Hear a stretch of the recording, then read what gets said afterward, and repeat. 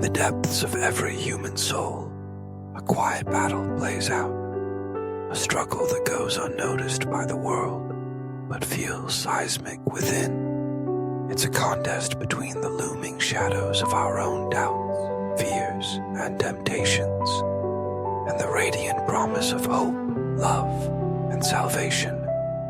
To name the darkness, to give it a shape and acknowledge its presence, is an act of honesty and courage. Banna, as you say, resides in the body and mind, woven into the shadows of our inner world. Banna is the restlessness in your bones on sleepless nights, the whisper of uncertainty just before you choose a path, the persistent echo of past mistakes that remains behind your thoughts. For many, Banna is the darkness we try to deny, an almost ever-present companion that stirs the questions we hope to outgrow. Yet, across from this darkness, there is another presence, one of unwavering grace and light. In the stillness of prayer, in the moments when gentle kindness finds its way through your day, there is Jesus, not just a distant Savior looking down from an unreachable height, but a close and living presence dwelling within the heart and mind. Jesus is the warm hope that stirs when despair threatens to overtake, the gentle nudge toward forgiveness when resentment lingers, the steady hand that guides you through choices that feel too heavy to bear alone. This truth is both beautiful and mysterious, that within the same heart, darkness and light might both find a home. The voice of Banna may speak first, suggesting you are alone, unworthy, or broken beyond repair. But beneath that, resonating deeper still, is the voice of Christ, reminding you of your worth, your belovedness, and your capacity for good.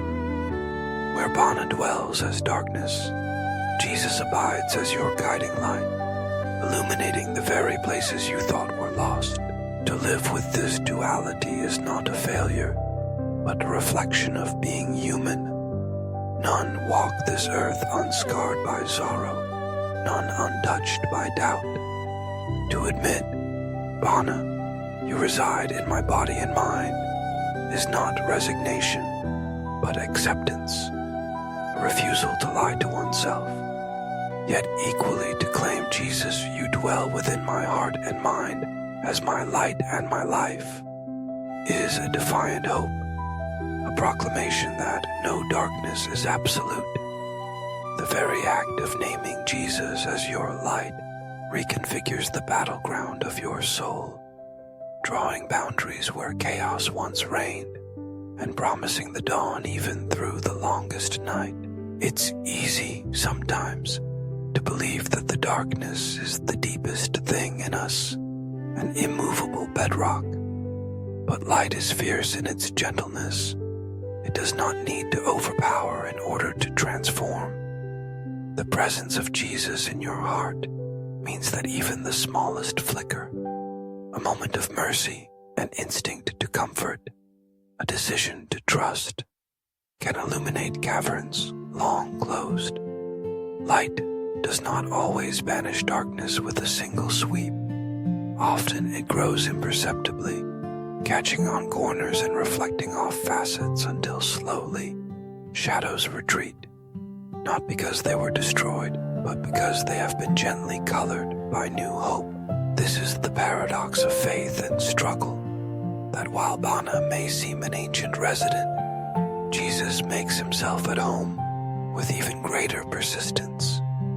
The body may ache, the mind may wander, shadows may linger, but the soul, anchored by Christ, remains unshaken.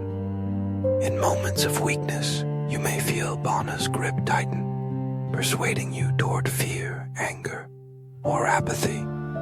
But even then, the light of Jesus is undimmed, quietly waiting for you to turn your gaze his way, even for a moment. Day after day, the pull between darkness and light continues, Sometimes the effort to stand in the light feels exhausting. You falter. You forget. Banna's presence is subtle and strong, and sometimes you'll believe the lie that you are defined by your shadows. But the truth that sustains is this: every time you open your heart to Jesus, every time you choose to believe in hope, in the possibility of redemption, you become a living testimony to the light that cannot be extinguished.